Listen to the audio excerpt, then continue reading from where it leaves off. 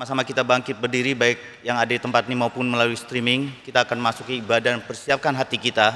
Mari kita bersatu teduh.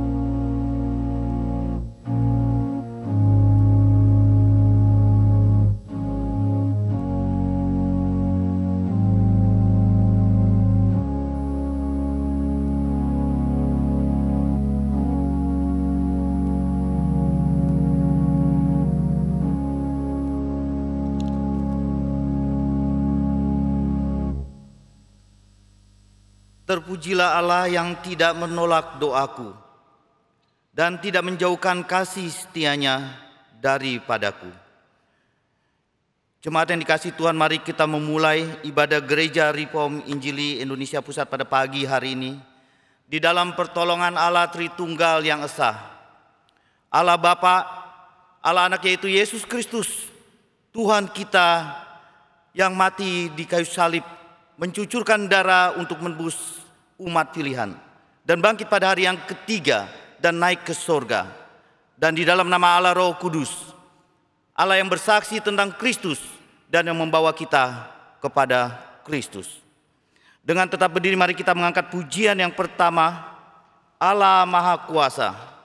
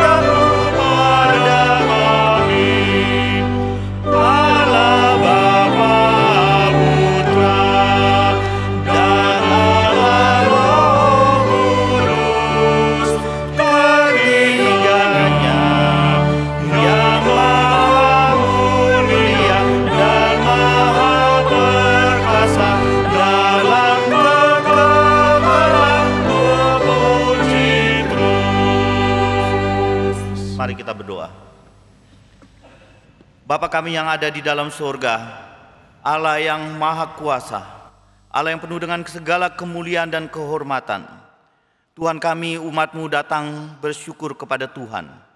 Di tengah-tengah segala pergumulan hidup yang kami hadapi, di tengah-tengah segala suka dan duka yang Tuhan izinkan kepada umat-Mu untuk melaluinya, kami mengucap syukur karena Tuhan berkenan perbolehkan kami memasuki ibadah pada pagi hari ini. Biarlah umat-Mu di tengah-tengah sabat yang Tuhan berikan bagi seluruh umat manusia. Biarlah kami boleh menikmati segala kelimpahan dan kesegaran firman. baik melalui pemberitaan firman-Mu pada pagi hari ini, baik melalui pujian-pujian yang kami naikkan dan doa-doa yang kami sampaikan. Biarlah jiwa kami boleh mendapatkan kekuatan, hidup kami boleh diberikan pengharapan, sehingga kami boleh dimampukan untuk menjalani 6 hari ke depan, hingga Tuhan mengizinkan kami kembali memasuki Sabat Tuhan yang begitu indah, yang penuh dengan segala kesegaran firman. Kami menyerahkan ibadah ini ke dalam tangan pengasihan-Mu. Biarlah segala doa yang kami naikkan, pujian yang kami naikkan, boleh menyenangkan hati Tuhan. Di dalam nama Tuhan kami Yesus Kristus, Allah kami yang hidup, kami berdoa, kami mengucap syukur. Amin. Jemaat dipersilakan untuk duduk kembali. Kita akan tetap memuji Tuhan, kita akan menyanyikan pujian nomor 2, Ada Terang Dalam Hatiku, pada ketiga baitnya.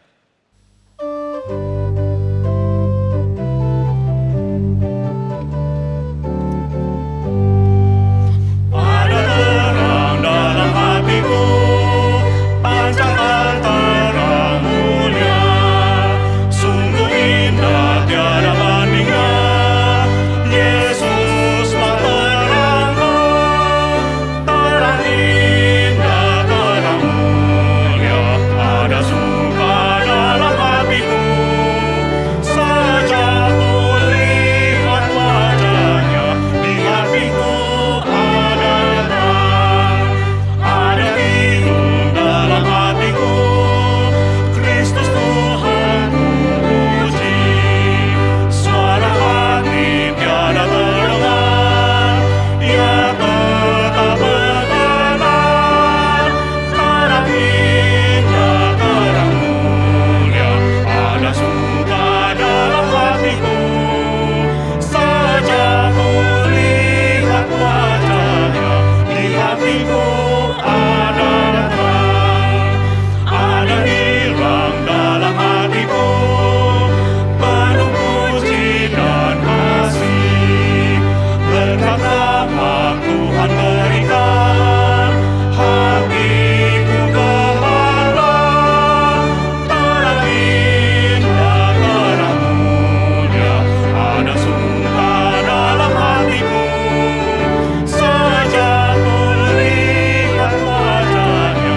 Di hatiku ada terang. Jemaat, mari kita bersama-sama membuka kitab suci. Kita akan membaca dari Lukas pasal yang ke-11 ayat 5 sampai dengan 13. Pembacaan firman Tuhan pada pagi hari ini dari Lukas 11 ayat 5 sampai dengan 13. Saya akan membacakannya yang ganjil dan jemaat sekalian membacakan ayat yang genap. Kita berbaca saling bertanggapan.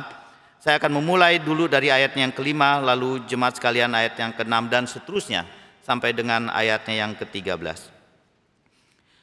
Lalu katanya kepada mereka, jika seorang di antara kamu pada tengah malam pergi ke rumah seorang sahabatnya dan berkata kepadanya, saudara, pinjamkanlah kepadaku 3 roti.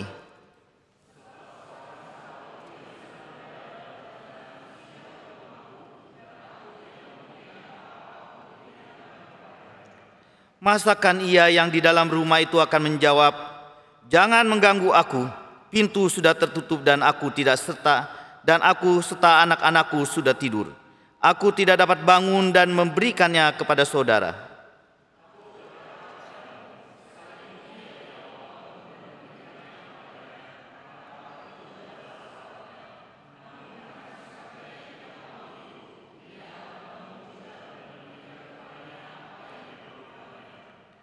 Oleh karena itu aku berkata kepadamu, mintalah, maka akan diberikan kepadamu.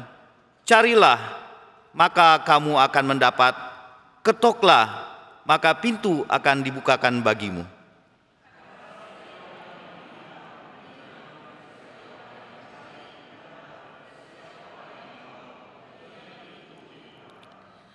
Bapa manakah di antara kamu jika anaknya meminta ikan daripadanya, akan memberikan ular kepada anaknya itu ganti ikan?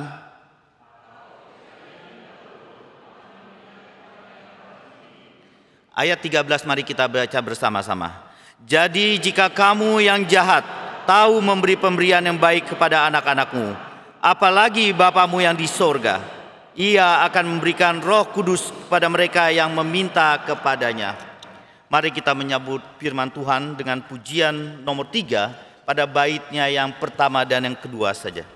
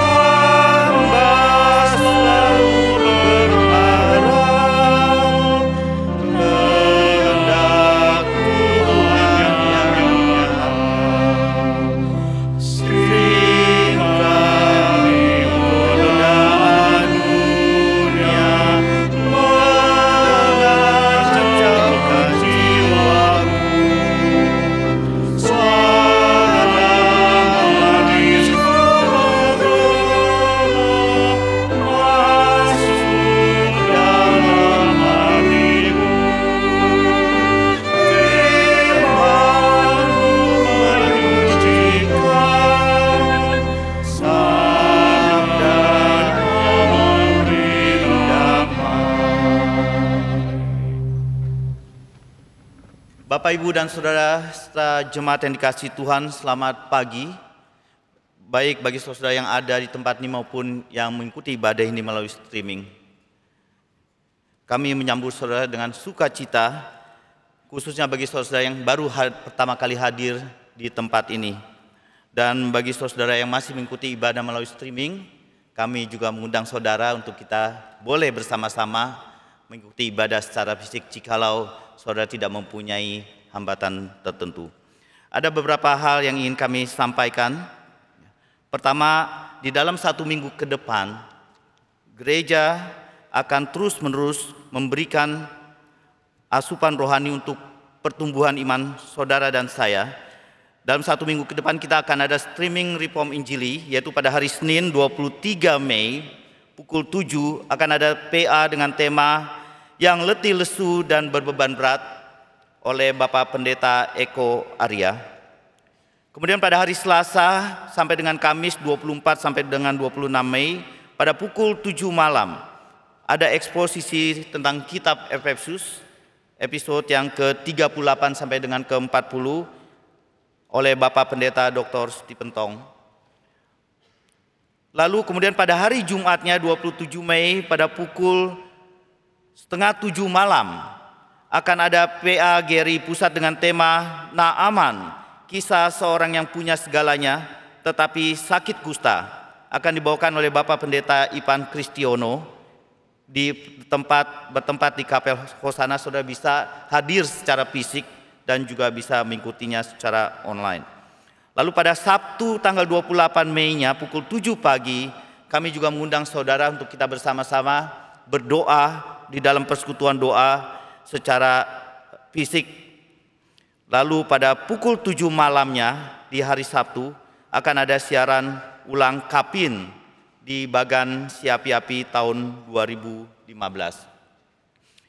Nah saudara, pada hari Kamis tanggal 26 Mei kita akan bersama-sama beribadah tentang kebaktian kenaikan Tuhan Yesus yang merupakan gabungan se-Jabodetabek pada Kamis pukul 9 pagi.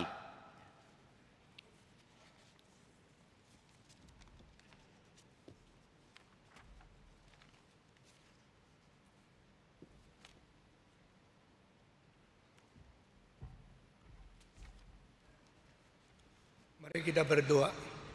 Bapa di dalam surga, kami berterima kasih. Hari ini kami datang lagi kepada Tuhan. Kiranya Engkau sendiri pimpin kami mengerti kebenaran yang diberitakan.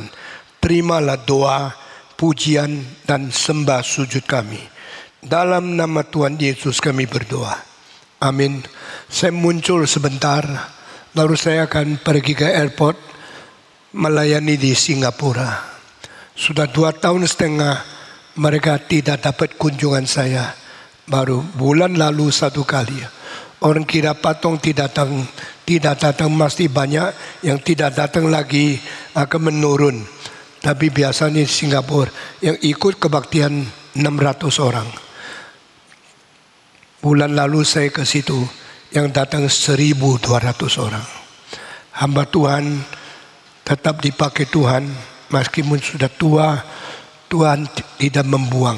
Kiranya Tuhan memberkati kita masing-masing. Hari ini di PIK ulang tahun keempat.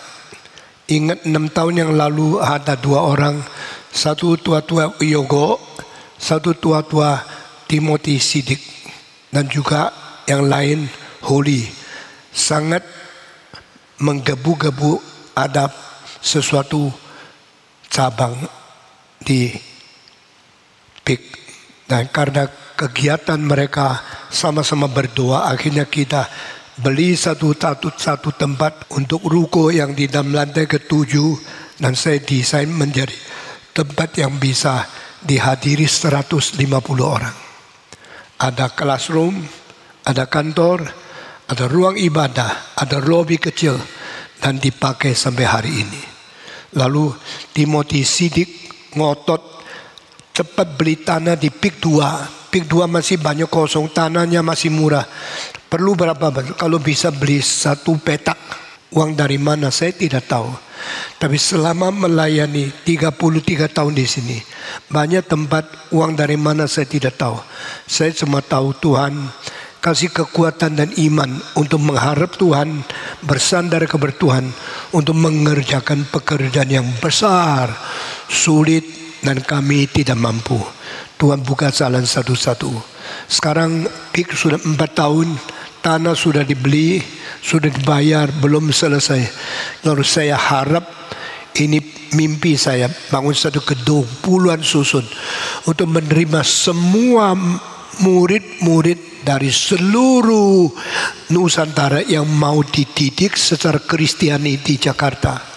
Anak-anak mungkin mulai dari SMP, kalau SD terlalu kecil, bisa dikirim ke sini.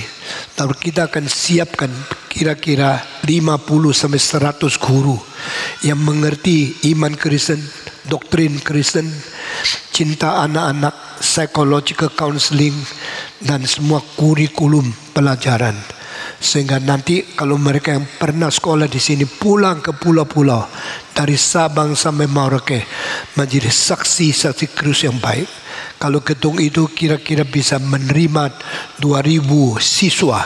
Saya tidak tahu, kerja Tuhan begitu penting, begitu besar, begitu tugas berat, dan saya tanggung sendiri. Saya sekarang membagi-bagikan, mari kita tanggung bersama. Mau? Jawab, mau? Diam. Mau enggak? Biar orang tua ini matinya mata tutup. Jangan terbuka terus.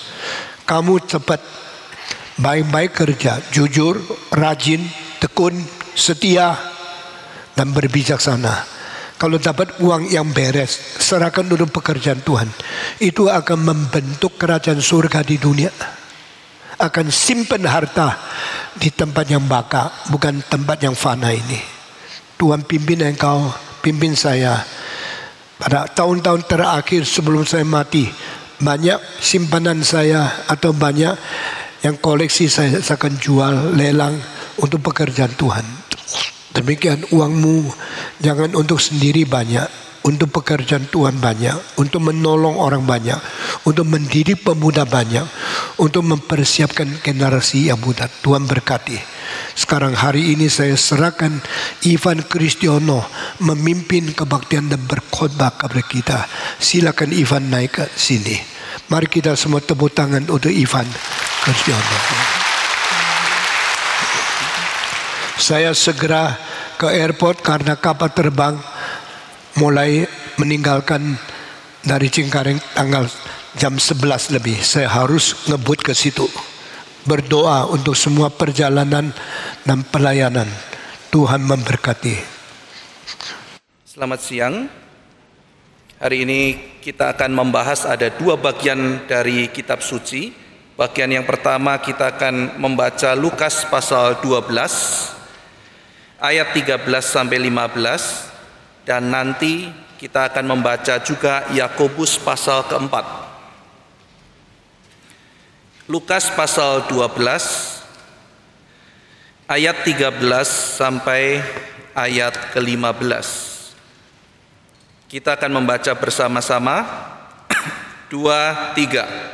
Seorang dari orang banyak itu berkata kepada Yesus, "Guru, katakanlah kepada saudaraku supaya ia berbagi warisan dengan aku." Tetapi Yesus berkata kepadanya, "Saudara, siapakah yang telah mengangkat aku menjadi hakim atau pengantara atas kamu?" Katanya lagi kepada mereka, "Berjaga-jagalah dan waspadalah terhadap segala ketamakan, sebab walaupun seorang berlimpah-limpah hartanya, hidupnya tidaklah tergantung daripada kekayaannya itu." Mari kita berdoa. Bapa dalam surga yang telah memberikan perdamaian dalam dunia ini melalui karya keselamatan Kristus, biarlah damai sejahtera Kristus boleh memerintah dalam hati kami. Dan pada hari ini ketika kami belajar dan duduk bersimpuh untuk taat pada firman-Mu, biarlah Engkau boleh memberikan kepada kami pengertian. Tuhan, bekerjalah di tengah-tengah kami, menundukkan hati kami, melembutkan hati kami, sehingga kami terus boleh dipimpin oleh Roh-Mu untuk berjalan dalam kebenaran. Terima kasih ya Tuhan, dalam nama Tuhan Yesus Kristus kami berdoa. Amin. Saudara, dalam bagian ini konteksnya Tuhan Yesus sedang mengajar orang banyak.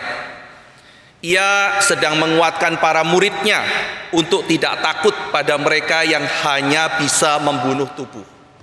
Yesus mengatakan, takutlah kepada yang bukan cuman bisa bunuh tubuh. Takutlah kepada Tuhan, jangan takut kepada manusia. Jangan takut meskipun manusia bisa mengancam engkau. Yesus mengajarkan pada mereka, takut pada Tuhan lebih daripada takut pada manusia. Lalu Tuhan Yesus juga mengajarkan mengenai kedaulatan Tuhan, cinta kasih dan pemeliharaan Tuhan. Burung itu tidak mungkin jatuh ke tanah kalau Tuhan tidak tahu. Semua yang terjadi dalam kehidupan kita ada di dalam pemeliharaan Tuhan. Tuhan tidak membiarkan kita, Tuhan menjaga kita, dan Tuhan mengasihi kita. Yesus mengajarkan bahwa kalaupun mereka mengalami kemalangan, mereka mengalami kesulitan, Tuhan tidak meninggalkan mereka. Tuhan akan memelihara mereka. Bahkan kata Tuhan Yesus, ketika mereka ditangkap, dihadapkan pada para penguasa, lalu diadili, Yesus berkata, Roh akan seketika itu juga membuat kamu bisa memberikan jawaban apa yang harus kau katakan pada saat itu. Saudara, ini satu khotbah yang sangat menguatkan, satu khotbah yang luar biasa, satu khotbah yang memberikan kekuatan jaminan jangkar bagi jiwa. Saudara bisa bayangkan di tengah-tengah khotbah itu ada orang angkat tangan gitu ya. Orang yang baru kita baca tadi. Guru, boleh minta tolong guru? Mungkin Yesus mengatakan, ya silakan. Guru, tolong bilang sama saudaraku, mungkin saudaranya sedang ada di situ. Tolong bilang sama saudaraku supaya dia mau bagi warisan dengan aku. Saudara bisa bayangkan ya. Ini penghiburan bagi setiap pengkhotbah, saudara ya. Khotbahnya apa gitu kan ya? Pemeliharaan Tuhan, jangan takut, Allah memelihara. Guru, ya, gak nyambung sama sekali gitu ya. Saudaraku tuh, tolong guru suruh bagi warisan sama aku gitu. Jadi ini kelihatannya, saudara, kalau kita hanya baca 3 ayat tadi, itu kelihatan permintaan yang wajar, ya kan? Permintaan yang wajar. Kalau kita nggak lihat konteksnya tadi, ya wajar lah ya. Orang itu mungkin ada sengketa warisan dengan saudaranya, mungkin dia tidak puas dengan pembagian warisannya, lalu kemudian pas ada Tuhan Yesus datang, Tuhan Yesus khotbah, dia kemudian minta tolong, Tuhan, coba dong nasihati saudara saya supaya bisa bertindak lebih adil. Apa itu adil? Ya adil ya bagi saya lagi lebih gitu kan ya. Nah jadi di zaman itu adalah lumrah kalau misalnya seseorang yang sedang ada sengketa baik di rumah tangga maupun juga di dalam masyarakat itu pergi menghadap rabi.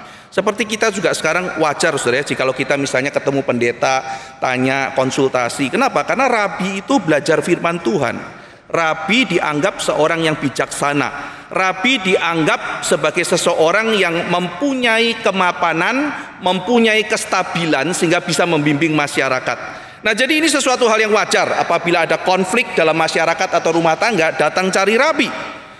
Nah, tapi dalam bagian yang kita baca ini jadi tidak wajar. Paling tidak ada 2 poin yang kita lihat ya tidak wajar. Yang pertama, saudara, kalau kita lihat konteks secara keseluruhan, permintaan ini tidak wajar. Tadi saya sudah jelaskan, saudara. Kenapa tidak wajar? Karena ternyata orang ini tampaknya tidak mendengar khotbah Tuhan Yesus. Ya, atau kalau dia misalnya mendengar, dia hatinya tidak di sana gitu. Jadi Tuhan Yesus sedang khotbah, dia sama sekali tidak peduli, lalu kemudian angkat tangan dan tanya, tidak nyambung. Saudara, kadang-kadang kita pendeta ya, kalau pimpin seminar ya, misalnya temanya saudara ya, kedaulatan Allah. Nah, ini kan tema Tuhan Yesus, kedaulatan Allah, atau penginjilan gitu kan. Khotbah gitu ya, saudara-saudara sekalian, kedaulatan Allah begini, mengenai penginjilan gini. Ada pertanyaan? Acara tanya jawab. Tanya Pak? Iya. Pak, perpuluhan itu harus Pak. Jadi kita kan mikir gitu ya, ini nih khotbah seminar apa, khotbah apa, pertanyaannya apa gitu. Jadi ini saudara permintaan, ya kan? Satu permintaan yang tidak wajar karena tidak pada konteksnya. Hatinya itu ada di mana gitu ya. Nah, yang kedua saudara, kalau kita pikir lagi, jawabannya kelihatannya juga tidak wajar. Secara sepintas mari kita lihat. Orang ini membawa permasalahannya pada Tuhan Yesus. Tuhan, tolong dong, suruh itu saudaraku bagi warisan ke aku. Lalu Yesus berkata, waspada terhadap ketamakan. Loh, Tuhan, ini sekarang problemnya itu masalah warisan. Ya kan? Nggak adil nih pembagiannya. Kan harusnya Tuhan itu panggil saudaranya, suruh ngomong satu-satu. Lalu kemudian Tuhan dengarkan kronologinya, lalu kemudian panggil saksi, catat satu-satu, diperiksa, lalu periksa agreementnya seperti apa, orang tua dulu janjinya seperti apa, tetangga bilang apa, saksi bilang apa, penatua bilang apa. Lalu kemudian setelah dianalisis semuanya, maka Tuhan Yesus sebagai mediator memutuskan jalan tengah pembagian yang adil. Tapi hal itu sama sekali tidak dilakukan oleh Tuhan Yesus. Ia bahkan menegur orang itu dan dia berbicara mengenai tema ketamakan dan keserakahan. Jadi kenapa tidak wajar? Seolah-olah tidak nyambung, saudara. Seolah-olah tidak nyambung. Pertanyaannya tidak nyambung dengan keseluruhan. Jawaban Tuhan Yesus juga kelihatan tidak menyambung. Tapi hari ini saudara, kita belajar bijaksana sorgawi. Mengapa Tuhan Yesus merespon demikian? Mengapa seolah-olah tidak ada hubungannya? Kita belajar suatu pattern hari ini. Kita belajar satu pola. Seringkali kita hidup seperti orang yang membawa permasalahannya kepada Tuhan Yesus. Kita mengalami masalah, kita mengalami sengketa, kita mengalami konflik. Lalu saudara, karena permasalahan itu terjadi, kita mengalami akibat dari konflik itu. Kita mengalami akibat dari masalah itu. Yaitu apa saudara? Akibat yang tidak menyenangkan. Kita menjadi sedih, kita menjadi cemas, kita tertekan, kita takut, kita mengalami sakit. Dan respon kita adalah kita akan memikirkan bagaimana mencari solusinya agar masalah ini cepat selesai. Saya mengalami masalah, saya mengalami konflik, saya merasa sakit, saya merasa tidak nyaman, maka saya akan mencari cara bagaimana supaya penyakit ini hilang. Solusinya apa? Nah, sampai di sini tidak ada masalah. Tapi masalahnya adalah kalau kita tidak melihat dan menyelesaikan akar permasalahannya. Kita hanya berpikir agar rasa tidak nyaman itu segera hilang. Cari solusi supaya saya nyaman lagi. Tetapi permasalahannya, akarnya tidak dilihat. Nah, kalau kita kembali kepada orang yang meminta pertolongan Tuhan Yesus, orang ini datang bukan untuk mendengar kebenaran, sama sekali tidak. Bukan datang untuk transformasi, Tuhan ubah saya. Tidak ada sikap hati seperti itu. Jadi dia tidak datang dengan satu sikap yang sangat Tuhan harapkan, kerendahan hati. Saudara ingat khotbah di bukit, orang yang miskin di hadapan Allah, itu sikap kita ketika kita berhadapan di hadapan Tuhan kita. Ketika kita di hadapan Tuhan, miskin di hadapan Allah. Tuhan ingin itu. Orang miskin tidak punya apa-apa, saudara. Tidak punya daya tawar. Tidak ada yang bisa dibanggakan.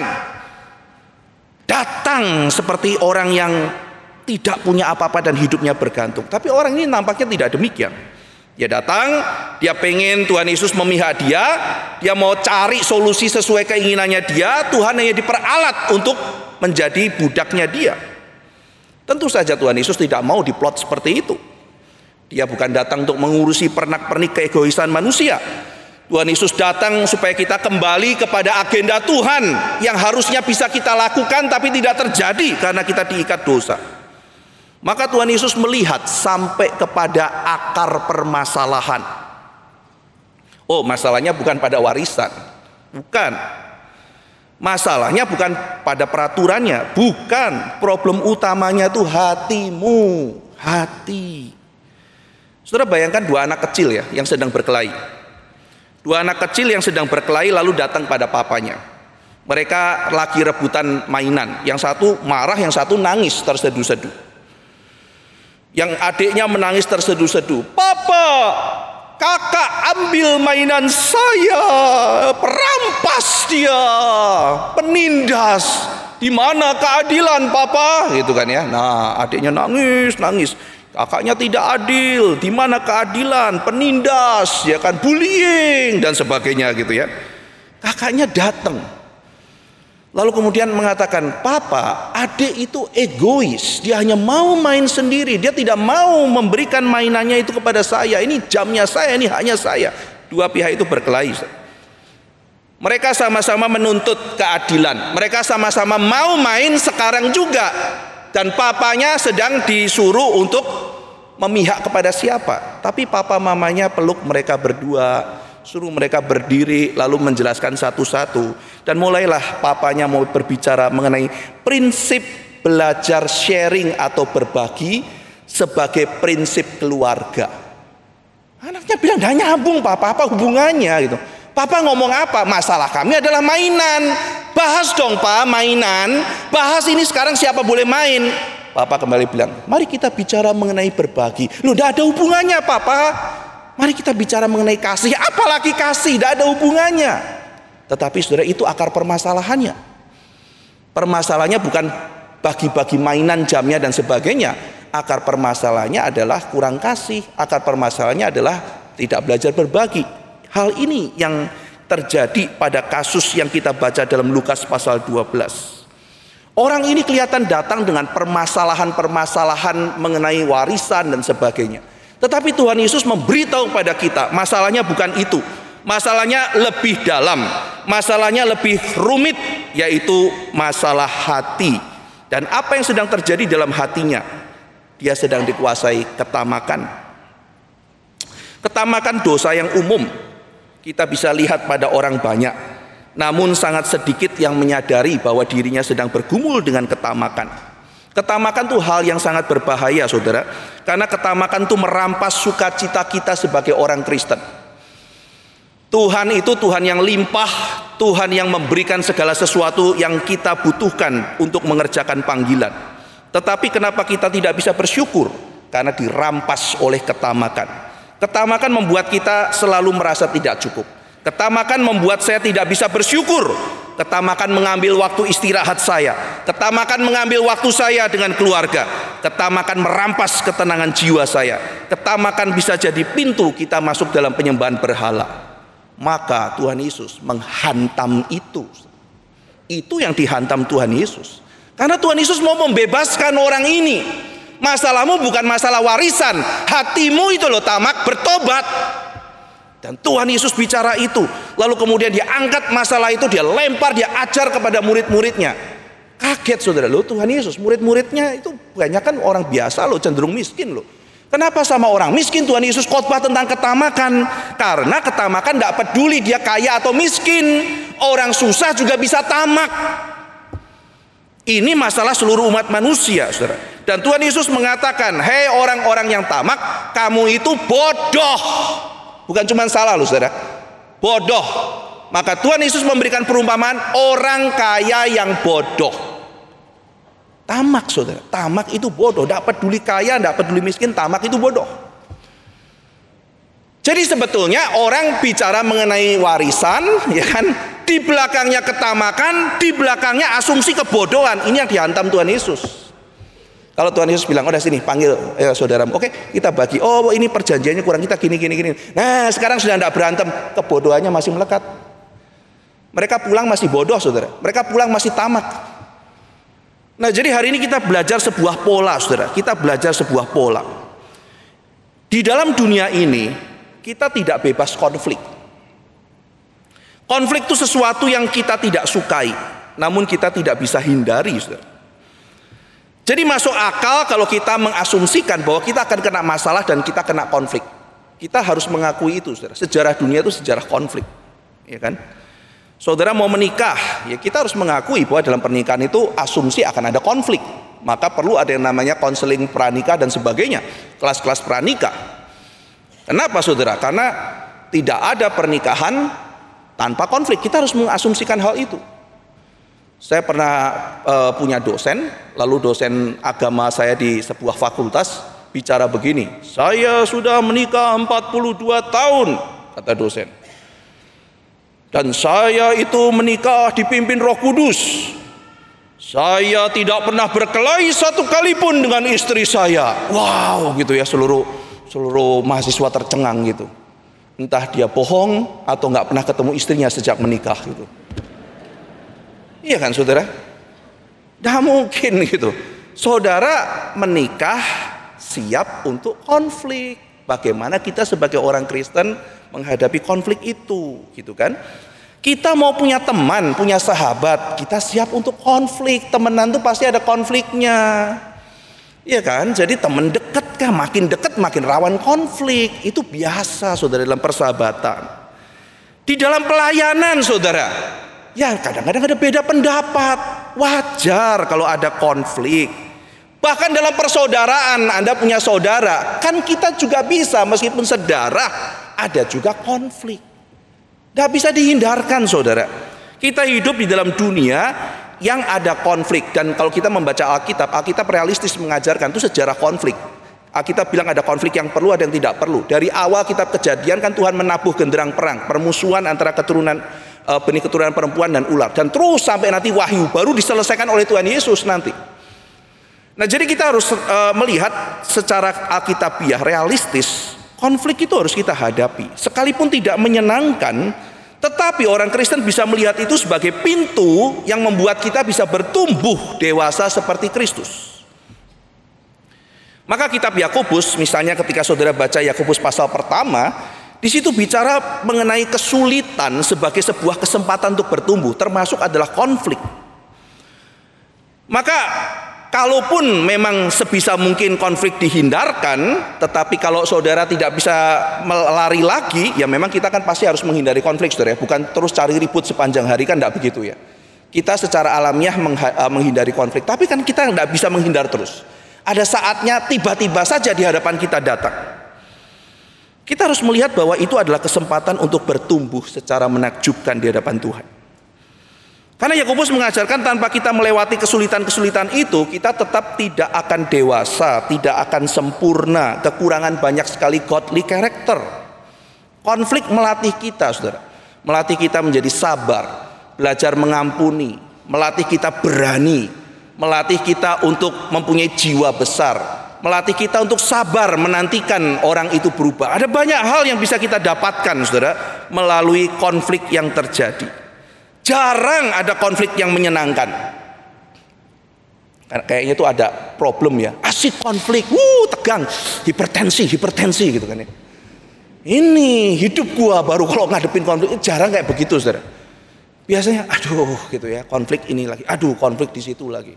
Di demo masyarakat, yes, kan nggak begitu saudara ya. Aduh di demo lagi sama masyarakat dan sebagainya gitu. Nah, meskipun konflik jarang yang menyenangkan, tapi hasil dari proses itu menakjubkan. Tuhan dalam kasih-Nya mengizinkan ada orang-orang yang akan masuk dalam hidup saya dan saudara berkonflik dengan kita. Bahkan sejahat apapun orang itu, Allah berdaulat. Jadi kita harus melihat saudara, jangan cuma sekedar masalahnya. Oh, ini masalah warisan. Bukan, jangan lihat sampai di situ. Kita lihat di belakang semuanya itu. Kita lihat hati kita lihat hati orang lain. Apa yang sebetulnya terjadi? Jangan lihat permukaannya saja, tapi akar permasalahannya itu apa? Ada konflik yang gampang diselesaikan, ada konflik yang sulit diselesaikan. Bahkan mungkin nanti diselesaikan pada waktu Tuhan Yesus datang kedua kalinya. Ada konflik yang konflik sehari-hari, ada yang konflik besar seperti Ukraina sama Rusia, Israel dan Palestina, itu konflik yang sudah besarnya luar biasa gitu ya. Ada konflik yang nantinya hanya bisa diselesaikan waktu Tuhan Yesus datang kedua kali. Tapi Alkitab mengajarkan saudara, ada konflik-konflik yang tidak bisa dihindarkan, tetapi akhirnya disikapi dengan baik oleh para hamba Tuhan. Paulus dan Barnabas itu konflik saudara. Mengenai seorang bernama Markus. Barnabas memberi kesempatan pada Markus, Paulus tidak. Tidak bisa, orang kayak begini tidak bisa ikut pelayanan. Paulus, kasihlah kesempatan, mungkin Markus masih muda, biar dia bertumbuh. Tidak bisa, kesulitan kabur, tidak layak. Kita butuh orang yang fight, tidak bisa kayak begini. Jangan Paulus, kasih kesempatan dia. Pokoknya saya tidak mau ada Markus. Apa yang terjadi saudara? Akhirnya pisah dua. Ya sudah, Paulus kamu pergi sama Silas. Barnabas mengajak Markus, Yohanes Markus, nanti penulis Injil Markus, pergi sendiri. Mereka pecah dua grup saudara. Mereka selisih. Akhirnya pecah dua grup. Ya kan? Wah, ini berantem Paulus sama Barnabas. Ya, kalau ketemu pasti sindir-sindiran.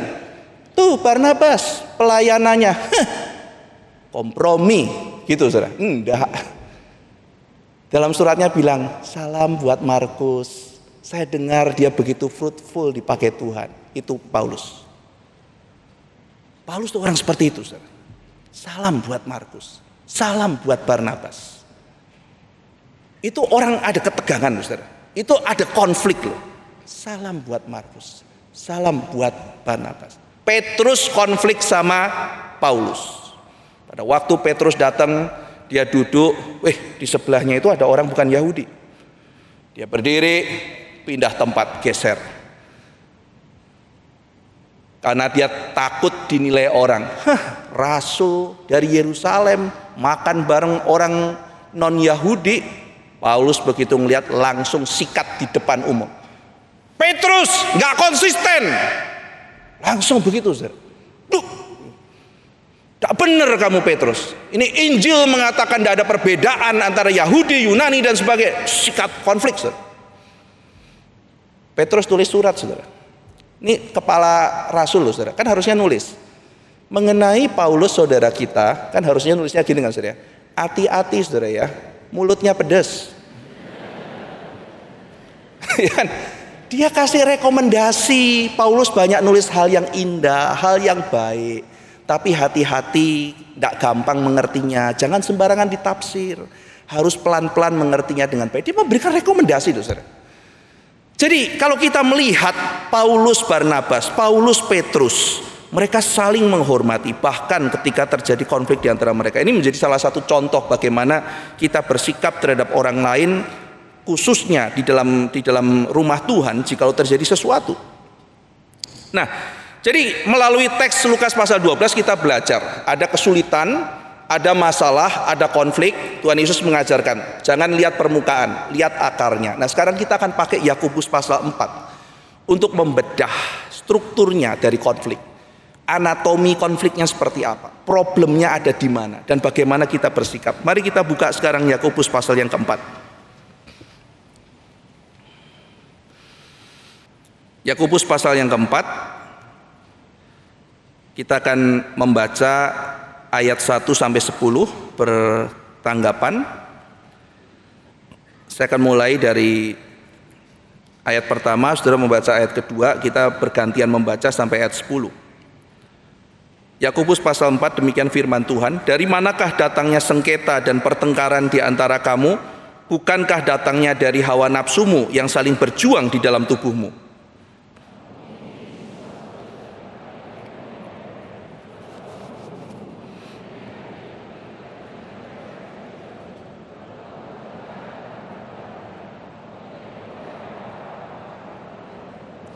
Atau kamu berdoa juga, tetapi kamu tidak menerima apa-apa karena kamu salah berdoa. Sebab yang kamu minta itu hendak kamu habiskan untuk memuaskan hawa nafsumu.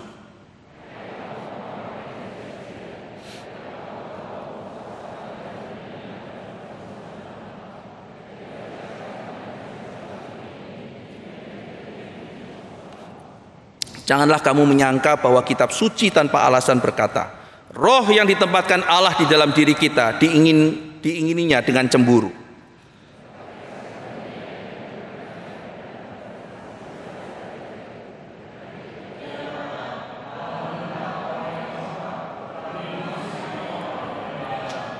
Karena itu tunduklah kepada Allah dan lawanlah iblis, maka ia akan lari daripadamu.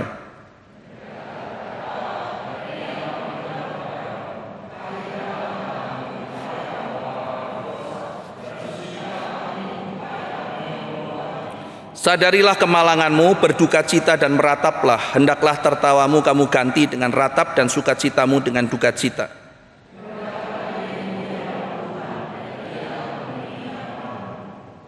Di dalam kitab Yakobus ada beberapa hal yang dicatat yang sering menimbulkan konflik, saudara. Kita hanya membahas di poin pasal 4. Dalam pasal sebelumnya dibahas mengenai lidah misalnya. Maka Yakobus bicara mengenai wisdom yang sejati. Orang yang berhikmat adalah orang yang bisa mengendalikan lidahnya. Di situ Yakobus menjelaskan bahwa lidah itu seperti sesuatu yang demikian liar. Siapa bisa menjinakkannya? Maka penguasaan lidah juga adalah bagian dari pekerjaan roh.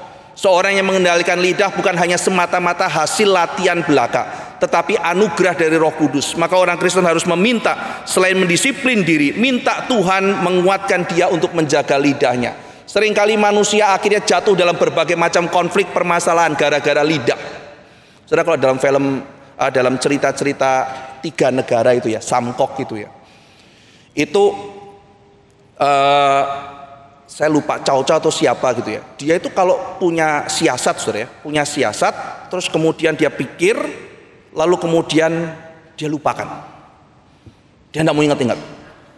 Lalu ada yang tanya itu, Raja, kok begitu kamu punya siasat, kenapa harus begitu? Raja itu kan sedang mengajari kan, kamu kalau begini lagi perang, punya siasat, kamu sudah detail, langsung lupakan. Kenapa mesti begitu, Raja? Begini, kalau rencananya kamu masih ingat-ingat, ketemu orang kan kamu ngomong, tidur, cerita sama istri. Dia cerita, kalau saya keinget, lalu saya akan mikir, saya akan ngomong, saya ini mimpin negara, lalu kemudian istri di sebelah saya kemudian cerita rencana perang sama istri saya, dan dia bilang, begitu saya ngomong, ya kan, dalam waktu berapa minggu saja, Cugek Liang udah tahu, musuh udah tahu. Saya cuma ngomong sama istri saya di tempat tidur, nanti minggu depan Cugek Liang sudah tahu rencana itu. Jadi kata pimpinan itu, kalau nggak salah Cao Cao atau siapa, saya lupa ya detailnya. Kalau saya sudah punya rencana, saya ingat, saya lupakan. Nanti ketika sudah tiba waktunya, baru saya pakai. Saudara, kalau kita mendengar cerita itu, apa yang kita ingat? Bahaya dari lidah. Yakobus bicara mengenai itu, bagaimana orang bijaksana, salah satunya adalah orang yang menguasai lidahnya. Tidak memakai lidah untuk menyerang, tidak memakai lidah untuk menghancurkan, tetapi memakai lidahnya untuk membangun dan untuk memuliakan nama Tuhan. Yang kedua, saudara, penyebab konflik adalah wisdom, tapi wisdom yang salah. Orang tuh pasti mau yang bijaksana, tapi masalahnya kata Yakobus, ada bijaksana dari dunia. Kelihatannya berbijaksana, kelihatannya pinter, kelihatannya kok ngomong Alkitab, tapi terus ribut gak karu-karuan. Maka Yakobus bilang, kalau engkau menganggap dirimu berhikmat, tapi isinya tuh benci, isinya tuh iri, isinya berselisih, isinya apa, itu bijaksana dari dunia. Karena kalau kamu mempunyai bijaksana yang sejati, bijaksana itu menghasilkan perdamaian, menghasilkan kasih, menghasilkan kelemah lembutan. Sudah bisa baca itu di Yakobus pasal 3. Bijaksana dunia dan bijaksana surgawi. Dan yang ketiga, saudara, pasal 4, dia masuk mengenai desire atau hasrat sebagai penyebab konflik. Nah, jadi saudara-saudara sekalian, Yakobus pasal 4 ayat 1-3 bicara mengenai kalau terjadi konflik, perkelahian, atau kemudian ada serang-serangan, kemarahan dan sebagainya, yuk kita periksa hati. melakukan self examination. Kita periksa yuk hati kita.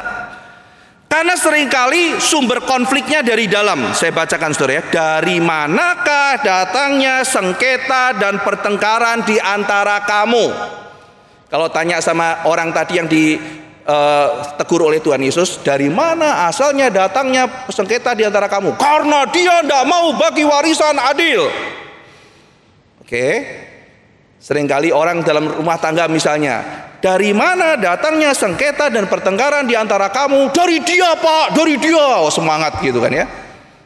Yakobus mengatakan, bukankah datangnya dari hawa nafsumu, desire, yang saling berjuang di dalam tubuhmu. Jadi di dalam diri kita tuh ada konflik gairah-gairah, konflik hasrat. Mau begini, mau begini, mau begini, mau begini. Jadi ada konflik hasrat. Dan konflik hasrat ini juga terjadi dalam tubuh yang lebih besar, yaitu gereja Tuhan, komunitas orang-orang percaya. Ada konflik antara keinginan. Ayat kedua lebih spesifik. Kamu ingin sesuatu, kata Yakobus, tapi kamu tidak memperolehnya. Saya pengen sesuatu, saya tidak dapat. Maka, kata Yakobus, kamu bunuh, kamu iri, kamu tetap tidak mencapai tujuanmu. Lalu kamu bertengkar, kamu berkelahi, kamu tidak memperoleh apa-apa karena kamu tidak berdoa. Kalau orang berkelahi, kalau orang marah, kalau orang serang, pertanyaannya adalah, apa yang saya cari? Apa yang saya inginkan? Apa yang saya harapkan? Ada sesuatu yang saya kejar, saya cari, saya inginkan, tapi saya tidak dapat. Lalu karena saya tidak dapat, saya serang. Saudara sekalian, di sini kita melihat bahwa Yakobus mengajarkan, yuk kita lihat, periksa hati kita. Bukan hanya lihat apa yang ada di luar, bukan hanya fenomena, tetapi periksalah apa yang ada di dalam hati kita. Karena setiap manusia memiliki hasrat.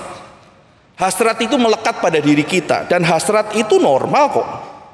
Semua orang tuh punya hasrat. Hasrat itu ya natural saja. Ada hasrat-hasrat yang baik kok, ya kan? Saudara sekalian, maka ada hasrat yang misalnya saya ingin damai, itu kan hasrat yang baik ya. Saya ingin berbagi, itu hasrat yang baik. Saya ingin keadilan, itu hasrat yang baik. Tapi saudara sekalian, ada hasrat yang tidak baik. Saya ingin sesuatu, kenapa orang itu punya saya tidak? Ini namanya iri. Ada hasrat yang tidak baik saudara, iri sama orang lain. Kenapa dia lebih baik dari saya? Kenapa Tuhan kasih dia lebih kaya dari saya? Kenapa Tuhan kasih dia lebih pintar dari saya? Ini adalah hasrat yang tidak baik. Ada benci, hasrat yang ingin mencelakai. Kok dia belum sakit sih? Kok dia belum kecelakaan sih? Kok dia belum mengalami malapetaka sih? Dia sangat berhasrat supaya orang lain celaka. Ini kebencian. Ini juga hasrat yang tidak baik. Nah, jadi saudara, kita harus membedakan ada natural desire atau sinful desire. Oh, ada perkelahian, ada sengketa, ada apa, ada saya ribut, saya ada masalah. Coba periksa hati kita. Apakah kita mendapatkan sesuatu, tidak mendapatkan sesuatu? Oke, tidak mendapatkan sesuatu. Tapi desire-nya itu natural atau mungkin godly, bahkan ada godly desire, saudara, ilahi. Para nabi itu, Elia itu bertarung melawan Baal, itu godly desire. Dia ingin Tuhan disembah. Itu adalah konflik yang harus dan boleh karena itu kehendak Tuhan. Tapi ada yang namanya sinful desire. Nah saudara, jadi dalam tahap analisis diri ini kita harus hati-hati. Pengalamannya itu banyak, namanya self deception. Semua orang pasti merasa dirinya punya natural bahkan godly desire. Tidak ada yang tidak. Yang evil itu orang lain saudara. Nah tapi disinilah kita harus hati-hati. Karena seringkali kalau kita tidak sadar, sesuatu yang natural itu bisa berubah menjadi sinful. Dan kita tidak tahu, ya, maka kita perlu kerendahan hati. Nah, jadi Alkitab mengajarkan ada konflik yang dikehendaki Tuhan. Misalnya dalam kitab Wahyu ada gereja yang menegur ajaran sesat. Tuhan Yesus approve.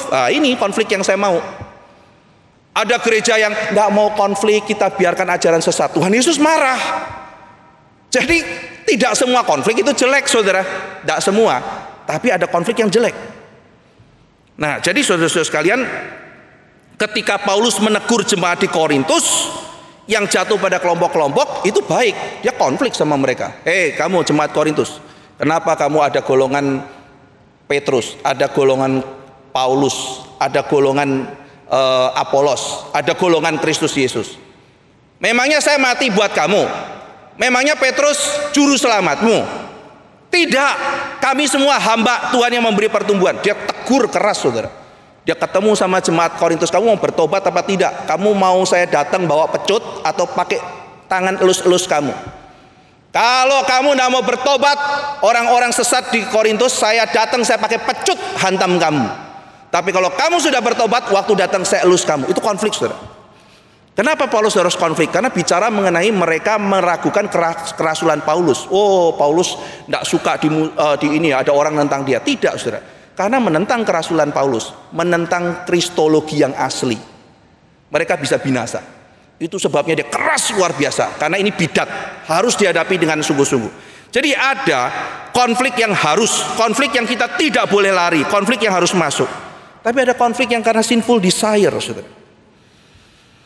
Desire for honor misalnya, itu baik, natural. Siapa yang nggak kepengen dihormati, saudara? Setiap kita ingin dihormati dan ingin nama kita juga dihormati. Maka ingin dihormati itu wajar. Dan selama kita ingin dihormati dengan cara yang wajar, ya itu boleh. Iya kan? Misalnya ada seorang namanya adalah Pak ini ya, Pak Billy misalnya, Pak Billy. Istrinya kan namanya Bu Billy gitu ya. Terus kemudian saudara kalau misalnya ke restoran ngantri itu ya, kemarin tuh waktu restoran sekarang udah mulai penuh, kan dipanggil kan saudara ya, dipanggil Pak ini ya, atas nama Pak ini, atas nama Bu ini. Terus yang manggil iseng saudara, Bu Billy, dia iseng, atas nama Bully, atas nama Bully gitu kan ya.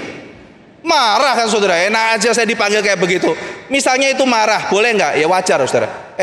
Jangan kurang ajar ya, nama orang kok dibuat main-main gitu, ya kan? Lalu apa kita marah, kamu jangan main-main loh, kamu membuat nama saya jadi bahan bercandaan seperti itu tidak baik, tidak sopan di depan umum. Itu masih wajar saudara. Itu adalah kemarahan yang wajar. Kita ingin kita dihormati, kita ingin nama kita dihormati oleh orang lain, itu masih desire yang wajar. Tapi kalau orang sudah gila hormat, lewat dikit, kenapa dia nggak hormat sama saya? Dia nggak tahu ya siapa saya. Kenapa orang itu nggak minta foto? Saya kan artis gitu. Ini kan orang aneh ya kamu ya gitu ya. Kenapa kamu jadi seperti itu? Ini adalah sesuatu sinful desire. Dia sudah bukan hanya minta hormat, dia sudah gila hormat. Orang ingin istirahat itu wajar. Capek pulang kerja, kepengen istirahat, itu wajar saudara. Kamu ingin istirahat, kamu tidak mendapatinya, lalu kamu marah, kan gitu kan? Marah di rumah, marah. Istrinya misalnya ketemu pendeta, Pak, suami saya marah-marah terus. Ketemu pendeta, kenapa kamu marah-marah? Karena saya sudah kerja keras, saya berhak untuk istirahat. Tapi saya tidak mendapatkannya. Kenapa? Karena anak saya nangis terus. Terus kenapa kalau anakmu nangis terus? Tanda istri saya tidak becus. Anakmu umur berapa? 2 bulan. Saudara, ini kan egois luar biasa ya gitu. Anak 2 bulan nangis, ya itu bahasanya dia gitu ya. Kenapa dia harus nangis-nangis begitu? Kan bisa ada cara lain. Ya ini bapak gitu kan ya. Dari planet mana kamu gitu kan ya.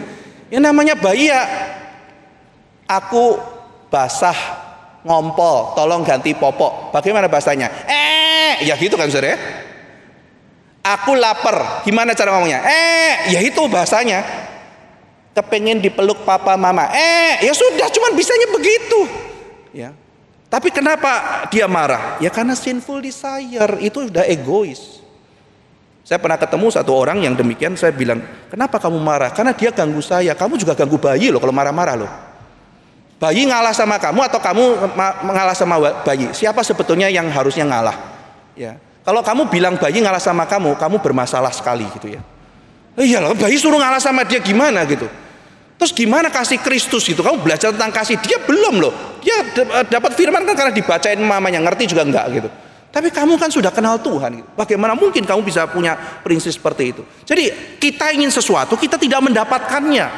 Tetapi kita punya desire yang wajar atau tidak. Kalau berdosa, saudara sekalian, desire itu, ya kan, akhirnya bisa jadi berhala.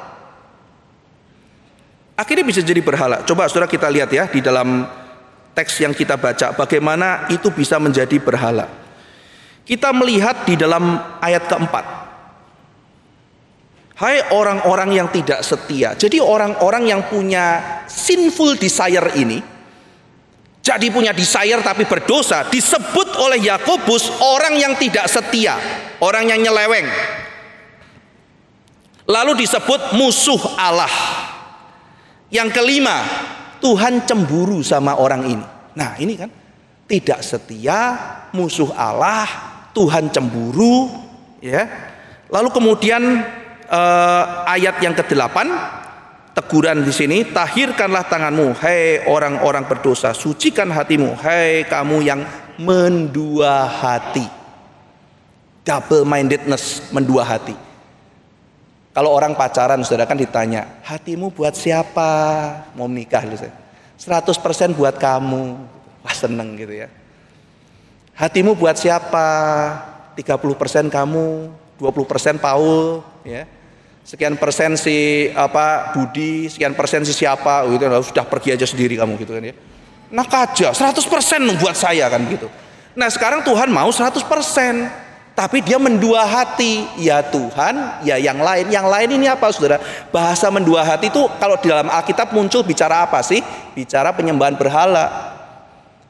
Elia bilang sama orang Israel, sudah saatnya kamu berhenti mendua hati. Kalau Yahweh Tuhan sembah dia, kalau Baal yang kamu ikuti, ikut dia. Jangan mendua hati. Ini bahasa berhala. Berarti apa yang terjadi saudara? Orang yang hatinya dikuasai sinful desire, dia sudah masuk dalam penyembahan berhala, idol of the heart. Jadi berhala itu bukan cuma sekedar patung saudara. Berhala itu adalah sesuatu yang sudah menggantikan Tuhan bertahta dalam hati kita. Saya tidak menyembah berhala, tidak ada patung. Bukan masalah itu. Berhala itu yang menjadi pengganti Tuhan dalam hidup kita. Seorang anak datang sama saya, Pak Ivan, saya diajari, karena dia bukan gereja di GRI ya, kan murid-murid sekolah. Pak Ivan, saya diajarin sama pendeta saya, kalau misalnya berhala, kita sudah bertobat, berhalanya mesti dibakar. Menurut Pak Ivan gimana? Saya kira nggak mutlak ya. Kalau kamu misalnya berhalanya bisa dibakar dan kamu mau bakar ya silakan, tapi kalau nggak dibakar ya nggak apa-apa, karena kan itu masalah hati kita sama Tuhan. Terus dia bilang, oh nggak boleh, kata pendeta saya harus dibakar. Kalau udah dibakar, berhala itu masih ada kuasanya. Loh kok kayak begitu pikiran kamu? Iya, jimat-jimat dan patung-patung harus dibakar. Ya kalau kamu bicara jimat, kamu bicara patung ya harus dibakar. Tapi kan berhala bukan cuma jimat sama patung. Saya jelaskan sama dia. Kalau uang berhalamu kamu bayar bakar uang, tangkap loh sama pemerintah loh, tidak boleh loh bakar uang. Lah kalau berhalanya kamu itu adalah rumahmu, kamu bakar rumah gitu. Bapamu marah loh gitu ya. Lah kalau misalnya berhala kamu adalah orang yang kamu suka banget, mau jadiin pacar, kamu mau bakar, pembunuhan loh. Iya ya nggak bisa ya bakar-bakar sebenarnya. Iya. Lah kalau yang kamu idolakan benar-benar tuh orang tuamu sampai akhirnya menggantikan Tuhan, mau membakar orang tua. Enggak ya, enggak gitu. Masih mau bakar-bakaran? Enggak dia bilang gitu ya. Nggak mutlak gitu ya. Kalau jimat ya dibakar silakan. Kalau patung ya misalnya kamu mau bakar ya itu kan terserah orang ya. Ya dia rasa nyaman begitu. Enggak juga enggak apa-apa kok. Karena masalah hati kita. Saya dulu misalnya menyembah sesuatu, lalu kemudian setelah itu kan enggak wajib. Bakar tidak bakar itu bukan sesuatu, itu kan pribadi, personal ya. Di mana di dalam kitab suci harus dibakar? Enggak gitu. Lah kalau itu yang akhirnya berhalanya manusia, masa kita bakar? Itu bukan sesuatu yang mutlak saudara. Nah tetapi ketika dalam hati kita dikuasai berhala, kita harus berhati-hati. Ya karena hati kita juga bisa dikuasai sinful desire. Ya. Aku layak, aku bisa mendapatkannya, padahal itu adalah keinginan yang berdosa. Nah keinginan berdosa kalau tidak mendapatkan, makin kuat, makin banyak alasan untuk menyerang. Jadi pertama sinful desire, mungkin bahkan mulainya dari natural desire. Mulai dari natural desire berubah jadi sinful desire. Misalnya tadi ya, saya mau pulang istirahat, itu natural desire, tapi akhirnya berubah harus pokoknya anakku tidak boleh, aku yang istirahat. Nah di sini sudah menjadi sinful desire. Sinful desire tidak mendapatkan, akhirnya dia makin merasa berhak untuk menyakiti yang lain. Saudara-saudara sekalian, kenapa? Karena kalau sudah bicara mengenai penyembahan itu biasanya butuh yang namanya sacrifice. Kita kan melihat ya, Tuhan Yesus itu menjadi korban bagi kita, sehingga kita bisa datang dan kita juga memberikan hidup kita sebagai living sacrifice. Tapi waktu kita menyembah Allah palsu yaitu berhala, apa yang kita korbankan? Kadang-kadang saudara, yang kita korbankan adalah orang lain. Orang lain. Sekarang saya akan memberikan beberapa contoh saudara ya. Kita akan masuk beberapa contoh bagaimana mekanisme dari Yakobus pasal 4 ini. Mengapa kamu konflik? Karena kamu ingin, kamu tidak mendapatkan, kamu menyerang, kamu iri, kamu fitnah dan sebagainya. Maka apa yang diinginkan hati kita? Ya misalnya saudara sekalian ya, kita melihat ada orang yang menyerang. Orang menyerang. Menyerang ini apa? Nanti kita mesti lihat self examination. Oh ini gegeran. Ya gegeran itu nanti masalahnya bisa macam-macam saudara. Kita enggak boleh pokoknya gegeran terus minta ampun, minta maaf. Maaf ya saya sudah gegeran, itu enggak menyelesaikan masalah. Tuhan minta maaf ya, saya sudah gegeran. Apa yang kita minta maaf? Apa yang kita minta ampun? Tuhan perbaiki saya supaya saya nggak gegeran. Sama sekali nggak menyelesaikan masalah. Oke, kamu gegeran. Masalahnya apa? Geger, marah. Masalahnya adalah marah. Nah, jadi masuk. Dia menyerang karena marah, ya kan? Dia misalnya sekarang lihat, marah itu alasannya apa? Marah itu nanti masalahnya bisa macam-macam, saudara. Ada orang marah karena takut. Ada marah karena misalnya pride-nya tinggi, ya kan? Itu juga bisa jadi pemarah. Jadi ketika dia bertobat, Tuhan tolong saya ini pride-nya tinggi, Tuhan tolong saya ini penakut, Tuhan saya. Jadi marah kenapa?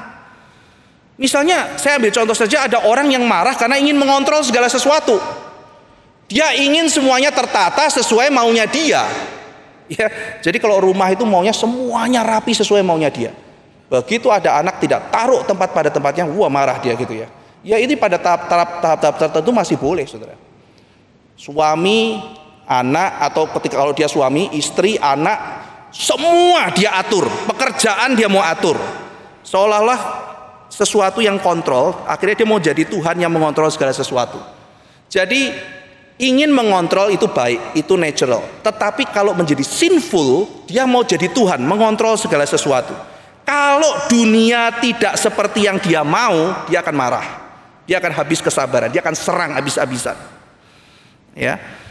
Jadi, oke, anak kamu melakukan kesalahan enggak apa-apa, tapi kalau papa kasih tahu, mama kasih tahu, harus cepat berubah. Anaknya enggak berubah-berubah, saudara. Karena anaknya juga orang berdosa, perlu proses. Gua udah kasih granat kebenaran, enggak mau bertobat. Saya kasih bom kebenaran. Saya kasih nuklir kebenaran. Seolah-olah kebenaran kayak bom nuklir, saudara. Boom, selesai, berubah. Enggak. Kadang didoakan, mama siang malam doa, anaknya belum tobat-tobat, ditungguin terus gitu ya.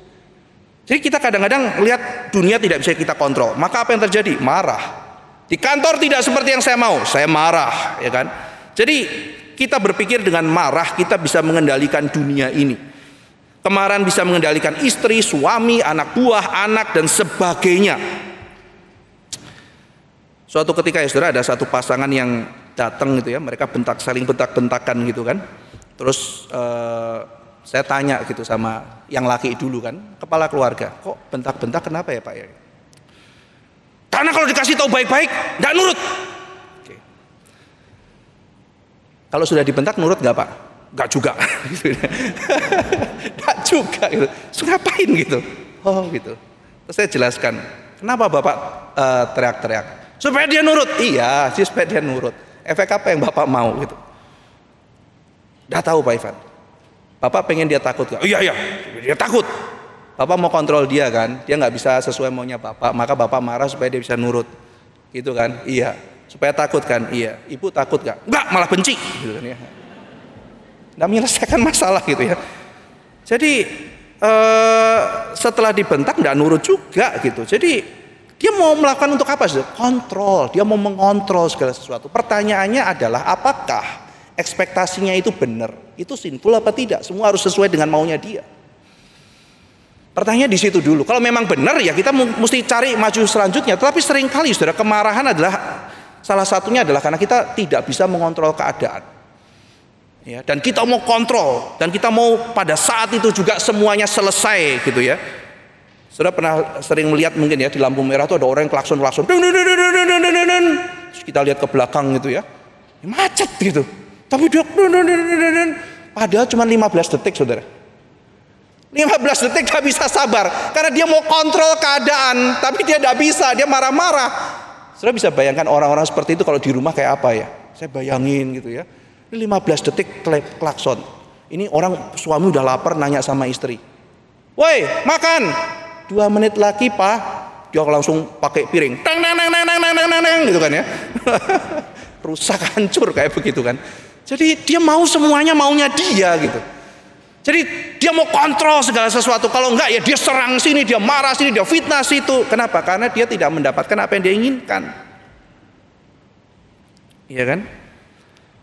Saudara sekalian, jadi ada yang marah karena ingin mengontrol, ada yang marah karena egois. Ya tadi bapak yang tidak mau anaknya nangis tadi. Kenapa nangis?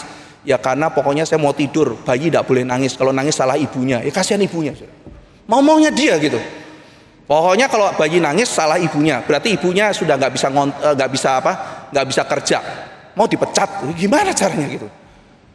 Jadi orang yang egois ya, karena egois marah. Jadi ada orang yang karena ingin mengontrol marah, ada orang yang karena egois marah, ada orang yang karena maunya comfort, maunya dia tenang, dia tidak peduli pada yang lain, dia marah. Jadi ada banyak hal saudara karena marah, karena pride marah. Nah jadi pada waktu kita mau menjadi Tuhan, kita mau menggantikan Tuhan, kita malah mirip setan, karena kita bukan Tuhan. Kita harusnya menyerahkan kontrol itu kepada Tuhan, dan kita menanti apa yang harus kita kerjakan untuk membuat dunia jadi lebih baik, bukan memaksakan kehendak kita. Akhirnya kita akan menghakimi dengan pahit, dengan dendam, keangkuhan, merendahkan diri, kebencian. Orang Kristen juga melakukan penghakiman loh saudara, harusnya penghakiman yang baik. Orang Kristen juga melakukan punishment gitu, itu bagian dari pelayanan kita. Tapi ketika kita melakukan punishment, kita melakukan dengan kasih. Kita melakukan untuk membangun, kita melakukan untuk koreksi, bukan menghancurkan, pelampiasan kebencian, merendahkan orang lain dengan penuh pahit, dengan penuh dendam. Seperti yang saya sudah katakan, kalau sudah ada idol, maka ada sacrifice. Kita menjadikan pihak lain sebagai korban. Kadang-kadang serangan itu bisa macam-macam, saudara. Ada yang kalimat-kalimat menyakitkan, kita bisa menarik diri, nggak mau ngajak ngomong. Diam di rumah, tanya kenapa? Tidak apa-apa. Ini udah 3 hari gak mau ngomong. Ada apa? Enggak ada apa-apa. Kamu marah? Enggak. Ya, jadi ya ini bentuknya. Itu bentuk serangan. Ada banyak macam saudara cara-cara itu, dengan cara menyakiti. Ya, ada orang yang menghancurkan reputasi yang lain dan sebagainya. Nah jadi kita perlu melakukan analisis, kita melakukan diagnosis terhadap diri kita. Saya ada konflik ini. Ada problem di mana? Kita analisis, kita lihat sama-sama. Lalu setelah itu, saudara sekalian, setelah kita melihat, oh ada hal ini, gitu. Lalu kemudian apa yang harus kita lakukan? Maka di sini kita mesti masuk pada ayat selanjutnya. Mari kita lihat bagian firman Tuhan selanjutnya.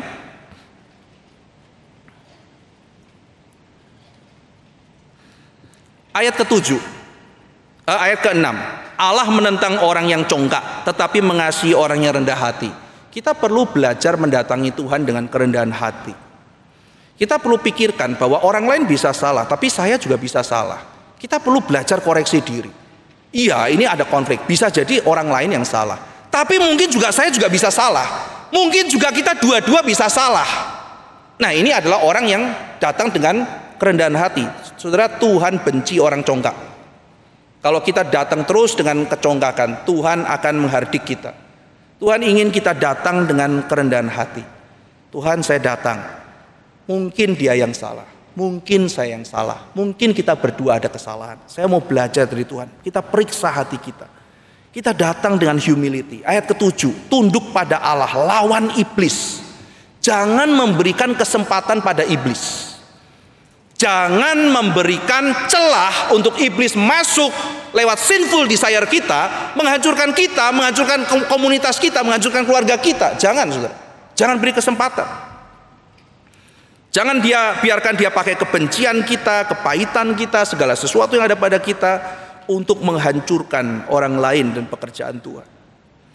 Mendekatlah kepada Allah dan Ia akan mendekat kepadamu. Tahirkan tanganmu. Jadi di sini saudara sekalian bicara banyak mengenai humility, bicara mengenai kesungguhan untuk mau berubah dan dibentuk oleh Tuhan. Saudara, pada waktu kita berhadapan dengan berhala dalam hati, ada 3 poin yang perlu kita pikirkan. Yang pertama, orang yang sedang dikuasai berhala dalam hati itu menjadi buta. Orang itu jadi buta. Dan orang yang buta cirinya adalah seringkali buta terhadap kebutaannya. Dia nggak tahu bahwa dia melakukan itu. Orang yang kata-katanya setajam silet, yang nyakitin banyak orang. Saudara nanya, kamu tuh loh, kalau ngomong tuh, lihat tuh, ada 10 orang terluka. Masa? Bercanda kok saya gitu. 10 orang tuh udah sakit hati gitu. Nah, jadi kita juga perlu sebagai teman membukakan dia, kamu jangan begitu gitu. Nah, orang ini saudara, kalau dia dipenuhi dengan pembelaan diri terus-menerus, dia nggak akan berubah. Konflik-konflik itu tidak akan merubah dia. Tapi kalau dia humble dan menyadari, iya ya Tuhan, saya buta. Dan salah satu kebutaan saya adalah buta terhadap kebutaan saya. Saya perlu Tuhan, saya perlu orang lain yang dipakai Tuhan supaya saya bisa melihat. Ya, berapa banyak orang yang menghancurkan hati orang lain, tapi dia, enggak, saya bercanda aja kok, saya bercanda. Ngata-ngatain orang, ya orang udah hancur, nangis-nangis. Saya bercandaan, kita bercanda toh, gitu kan ya. Dia enggak sadar, saudara.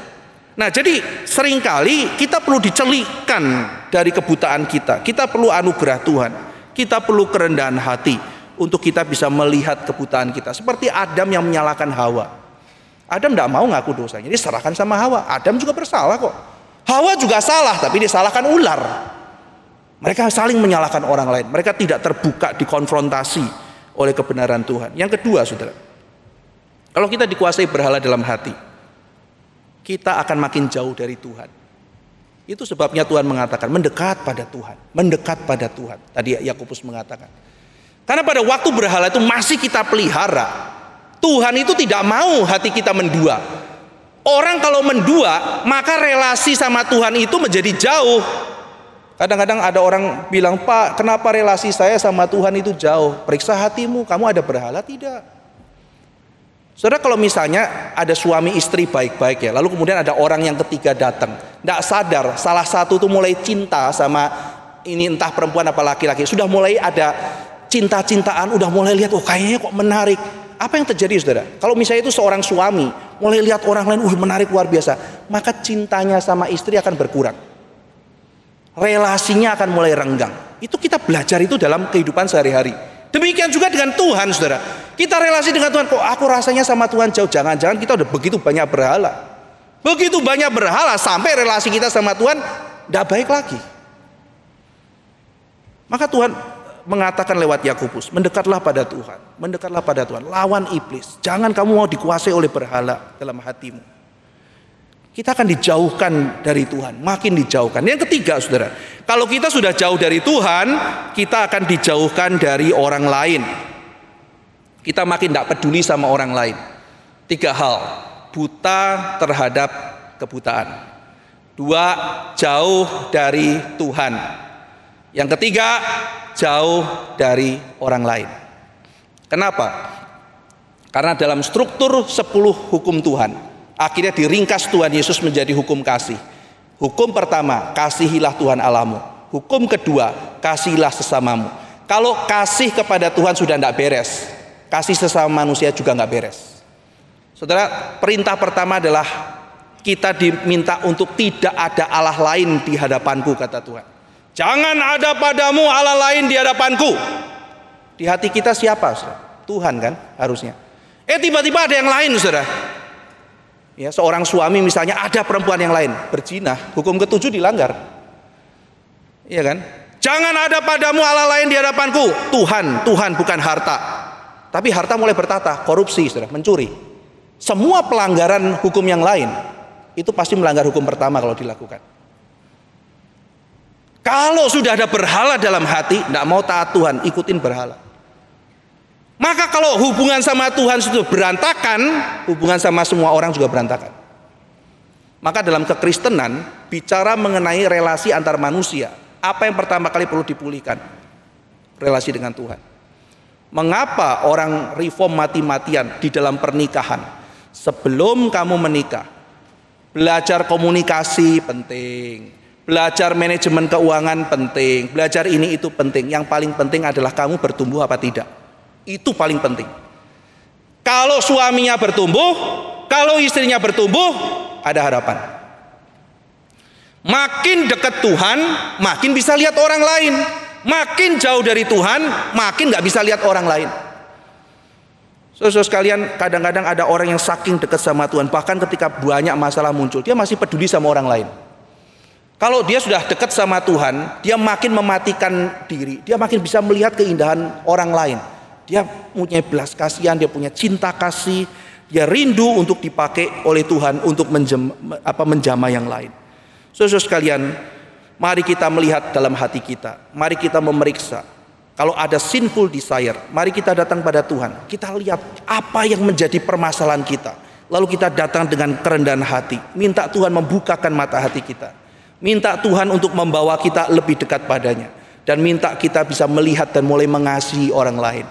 Mungkin saudara, setelah hal itu terjadi, kita akan melihat tanda kutip lawan kita atau orang yang sedang polemik dengan kita dengan cara yang berbeda. Dan mungkin di situ kita bisa menyelesaikan masalah lebih baik ketika hidup kita sendiri sudah diubah oleh Tuhan. Mari kita berdoa.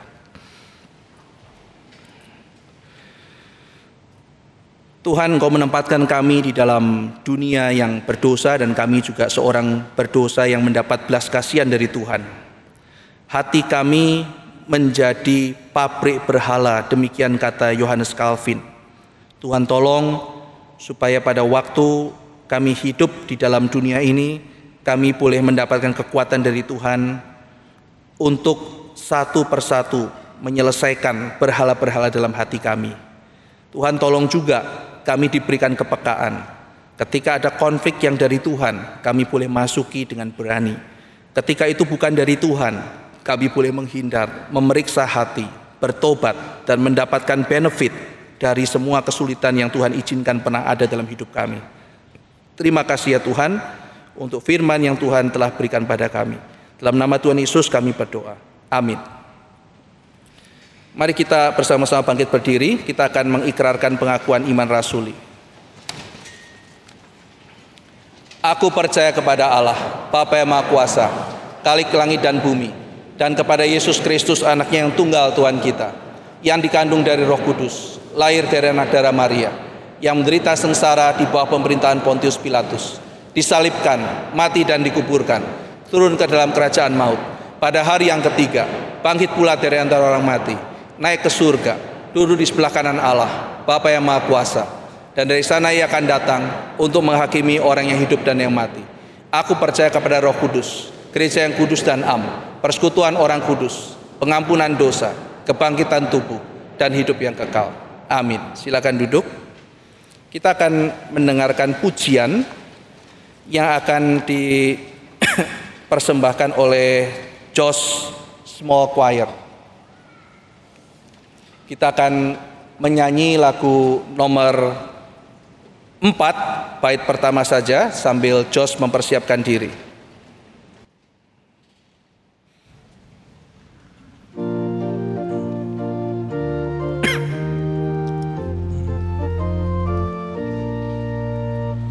Yesus memanggil, mari segera ikut acara selamat Bapa. Jangan sesat dengan sabdanya, hai marilah segera. Sungguh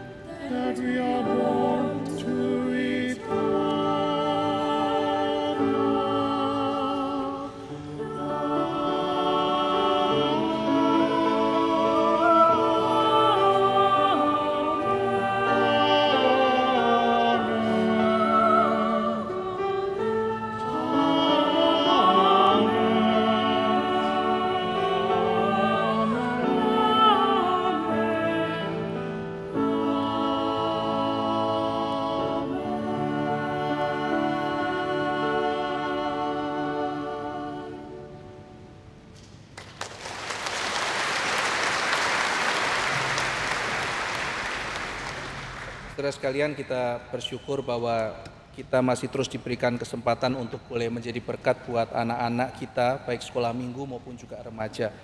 Beberapa waktu yang lalu ada seorang pemuda ya, sudah bekerja dan sebagainya, datang lalu kemudian ngobrol sama saya, bilang, "Pak, saya dulu itu ikut NRITC yang pertama," gitu. Lalu kemudian pada waktu sudah dapat kontak dan sebagainya, pulang dia itu send ke saya, saudara.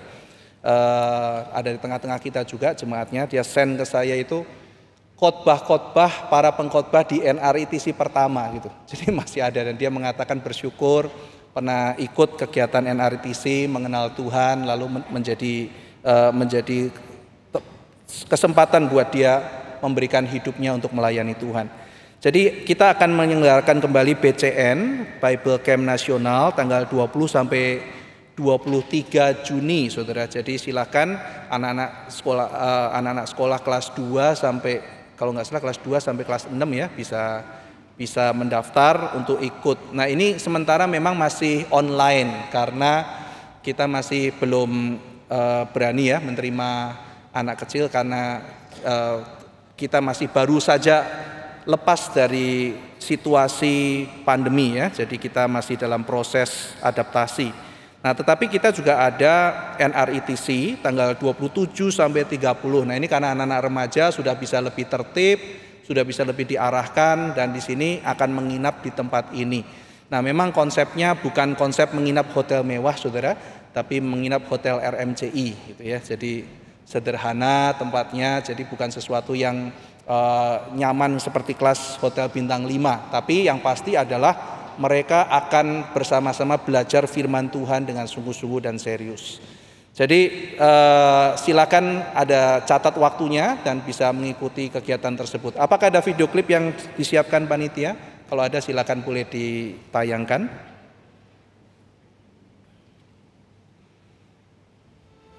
Menjadi remaja merupakan masa yang unik sekaligus sulit karena banyak kegalauan tentang jati diri dan iman. Bagaimana menjawab permasalahan ini?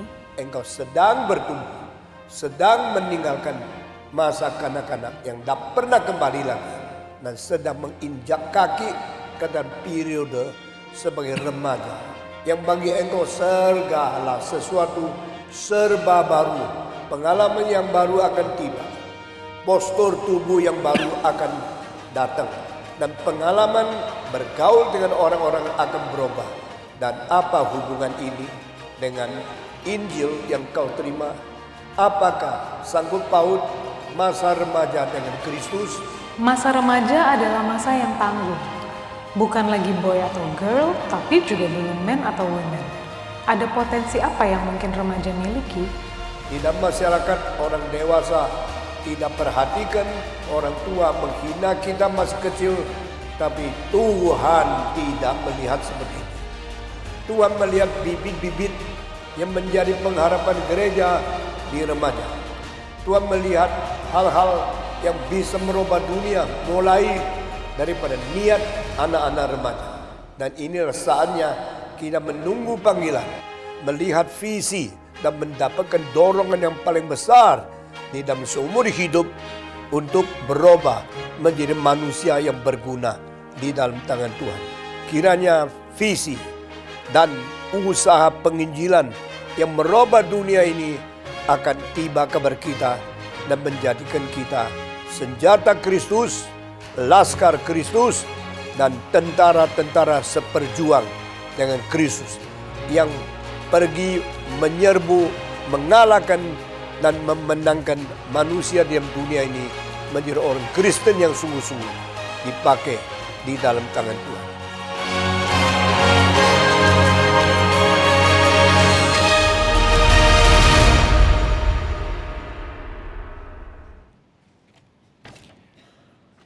Mari kita kembali melanjutkan pujian kita. Kita akan menyanyi lagu nomor 4, Yesus memanggil, mari segera, dan kita akan memberikan persembahan.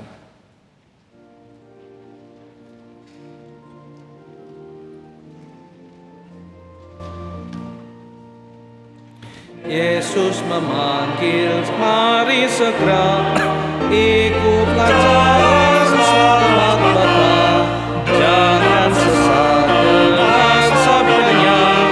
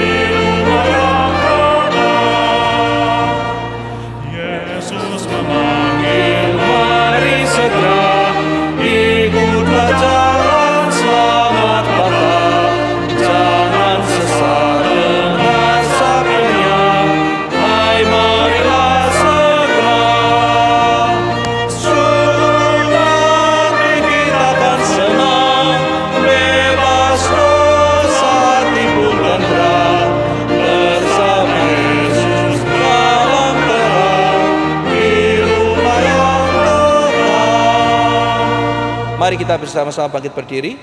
Kita akan masuk dalam doa persembahan. Allah yang Maha Besar, kami mengucap syukur, ya benar Tuhan, pada hari ini Engkau berkati kami dengan begitu rupa dari setiap kami yang hadir, dengan firman-Mu yang indah, mengingatkan kami kalau kami manusia yang berdosa, yang terus selalu memberontak kepada Tuhan. Biarlah Tuhan boleh memberkati kami, biarlah melalui firman ini kami boleh tunduk di bawah Tuhan dengan firman-Mu dan juga kasih-Mu Tuhan. Sebentar kami telah memberikan persembahan Tuhan, kami membawa persembahan. Berkati persembahan ini Tuhan untuk kemuliaan nama Tuhan. Berkati setiap tangan-tangan yang sudah memberi. Berkati juga setiap tangan-tangan yang akan mempergunakannya untuk kerajaan Tuhan. Ajar kami juga Tuhan, biarlah kami boleh memberikan persembahan lebih baik di kemudian hari. Terima kasih ya Bapa, di dalam nama Tuhan Yesus kami sudah berdoa. Haleluya, amin. Amin. Mari kita lanjutkan doa kita. Kita akan buka suara berdoa untuk Pendeta Stephen Tong. Ini adalah kunjungan yang kedua setelah pandemi di Singapura. Biarlah pada sore nanti Tuhan menyertai Pak Stephen Tong boleh berkhotbah dengan kuasa, dan orang-orang yang sudah rindu menantikan firman boleh berjumpa dengan firman Tuhan. Mari kita berdoa. Tuhan, kami berdoa untuk pelayanan Pak Stephen Tong di Singapura. Ini adalah kali kedua kunjungan ke Singapura setelah pandemi. Begitu banyak orang setelah 2,5 tahun menantikan pelayanan Pendeta Stephen Tong, dan kiranya pada sore hari nanti Tuhan berkati beliau di tengah-tengah keterbatasan fisik. Tuhan terus menambahkan kekuatan di dalam jiwanya dan kuasa. Pada waktu firman Tuhan disampaikan menjadi berkat buat begitu banyak orang yang sudah haus, yang sudah menantikan firman Tuhan. Biarlah mereka boleh berjumpa dengan kebenaran Tuhan, dibentuk kebenaran Tuhan, dan diarahkan untuk mengasihi Tuhan dan menjadi berkat. Terima kasih ya Tuhan, dalam nama Tuhan Yesus kami berdoa. Hari Senin yang lalu sudah diadakan speak mengenai penginjilan. Mari kita berdoa supaya setiap kita boleh diberikan Tuhan gerakan untuk bersaksi dimanapun kita ditempatkan, di sekolah, di fakultas, di kantor, di mana saja. Biarlah kita senantiasa berdoa supaya kita boleh dipakai oleh Tuhan menjadi saluran berkat dan boleh menjadi pembawa Injil Tuhan. Mari kita berdoa. Tuhan, kami berdoa untuk setiap jemaat, bukan hanya pendeta, bukan hanya orang-orang yang mempunyai jabatan-jabatan dalam gereja yang Tuhan akan pakai. Tuhan, pakai setiap kami, berikan kehausan, kerinduan untuk menjadi berkat meskipun kecil di tempat kami masing-masing ditempatkan. Baik kami yang ditempatkan di kantor, ditempatkan di toko, ditempatkan sebagai seorang pelajar, baik di sekolah, di kampus ataupun di tempat-tempat yang lainnya, di pemerintahan, di berbagai macam tempat umum. Biarlah kami juga boleh menjadi saksi, kami boleh memberitakan firman Tuhan meskipun dengan cara-cara yang mungkin sederhana. Biarlah Tuhan boleh memakai, memberkati kesaksian kami, baik kesaksian hidup maupun kesaksian firman yang akan disampaikan boleh menjadi berkat untuk memperkenalkan kerajaan Allah kepada dunia ini. Dalam nama Tuhan Yesus kami berdoa. Demikianlah ya Tuhan doa-doa kami, kiranya Tuhan boleh mendengarnya, kiranya Tuhan boleh bekerja, dan kami juga berdoa pada hari ini ya Tuhan, menyerahkan MRI Depok yang akan didewasakan menjadi GRI Depok. Biarlah satu lagi gereja Tuhan yang akan berdiri, Tuhan pakai untuk menjadi berkat buat masyarakat Depok. Kiranya melalui mimbar, Tuhan juga berkati Pendeta Putra Tama untuk menjadi mercusuar yang mengumandangkan firman Tuhan untuk membawa orang-orang yang belum kenal Tuhan Yesus, dan untuk orang-orang yang sudah di dalam Tuhan diperbaharui hidupnya senantiasa dan digembalakan dengan firman sejati. Terima kasih ya Tuhan, dalam nama Tuhan Yesus kami berdoa. Amin. Mari kita bersama-sama menaikkan doksologi dan menerima berkat.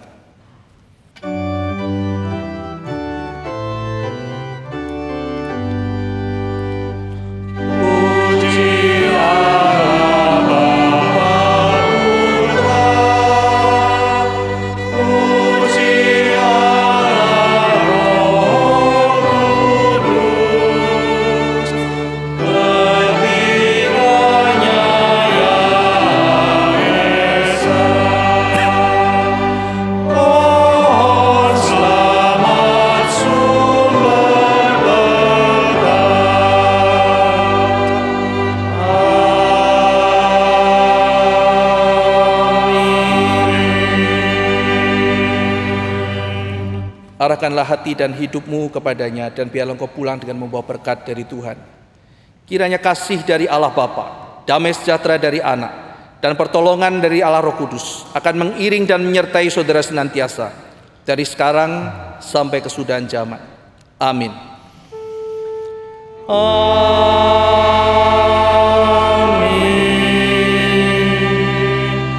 Amin.